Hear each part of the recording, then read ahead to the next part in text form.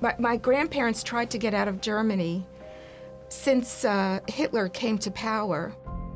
Kristallnacht came, and both of my grandfathers had to go into hiding. When the Nazis came to get my grandfather, my grandmother answered the door and said to them, "Why are you here? You've already taken him away."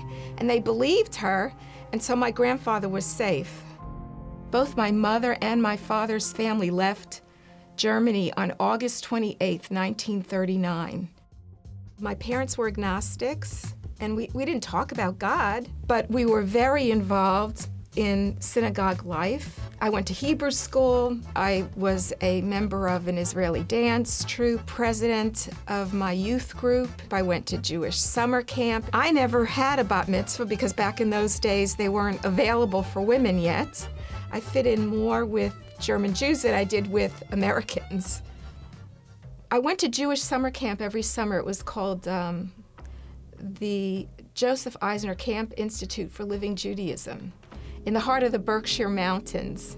We sang from the Psalms, "I lift up my eyes to the mountains. From whence will my help come? My help comes from the Lord, maker of heaven and earth." And I remember singing that song, and I looked up into the sky and thinking to myself, God, what are you? Are you a force? Are you a spirit? I don't know who you are. I had always had a dream since I was very little, of going to Cornell University for college. And so my father told me, go into social work. That's what good Jewish women do. They go into social work. So my junior year, I started at Cornell. You know, the future was looming out ahead of me, and I had no idea what I was going to do with my life. I was really anxious about the future. I was really nervous. And I just started looking for answers. Why am I here? What's the purpose of my life? I started studying all kinds of religions: Buddhism, Hinduism, Confucianism, Zoroastrianism. I guess I just felt like the answers I was looking for, I hadn't found within Judaism, so I had to look outside. But what I found was they were so esoteric, they were so heavenly minded, that they weren't of any earthly good. There was no way that I could really put them into practice in my life. While I was going through this search, one of my Jewish friends came to me and told me about this book that he had just read, The Late Great Planet Earth by Hal Lindsey.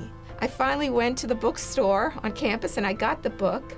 I learned, first of all, reading this book, that Jesus was Jewish and that he was a direct descendant of King David. There were many prophets that spoke about the Messiah to come, and this author was saying that Jesus was the one who fulfilled these prophecies. I prayed for the first time in my life. I prayed to God, and I said to God, I don't know if what this author is writing is true. Please show me the truth. I was in the library one day and happened to meet another woman who was in one of my classes with me, and sat down in the library and started talking. She was the most loving, kind, patient, understanding person I ever met. Within the space of a few weeks, this woman that I had just met became the best friend that I ever had. We went to lunch, and a woman sat down with us at lunch. And we talked, and then this woman turned to me and she said to me, "Do you know Jesus? Is he your Messiah?"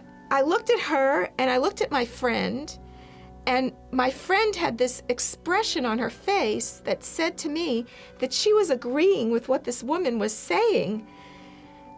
And I looked at my friend and I was about to start screaming and yelling at her. How can you believe in that stuff? That's all malarkey. It's all fairy tales. It's all nonsense. And then all of a sudden, I heard a still small voice. And the voice said, "Listen to her. She loves you. She's your best friend." And so I listened to her, and she told me her story.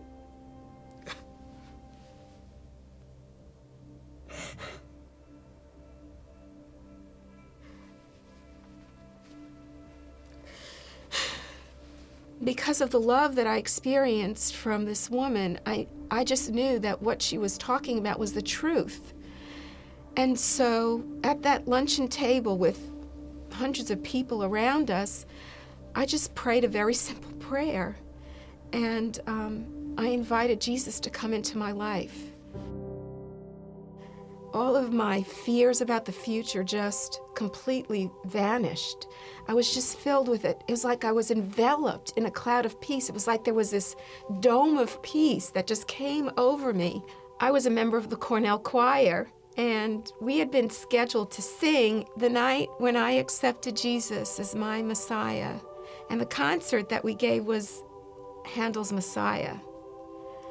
So I got to stand on that platform singing Handel's Messiah that night for the first time, understanding what Isaiah was talking about. For unto us a child is born, unto us a son is given. That was Yeshua, that was Jesus, that was the Messiah. I just recognized him. I just came to know him. And so the words became alive in my mouth.